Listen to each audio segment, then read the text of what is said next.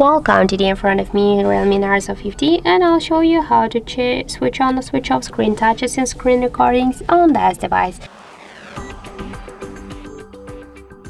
So first we should launch the screen recording settings. Just to do this, I'll launch the settings application and then scroll down to the convenience tools.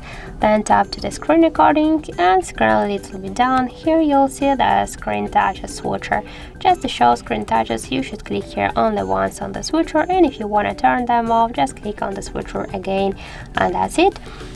Also, you can do this by the second way. Just first open the notification panel, and after that just find the screen recording icon.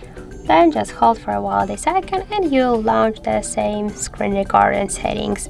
Just by this way, just by tap on the switcher, you will also turn on or turn off the screen touches and screen recording, and that's it. So thank you for watching, and if you find this video helpful, don't forget to leave a like, comment and to subscribe our channel.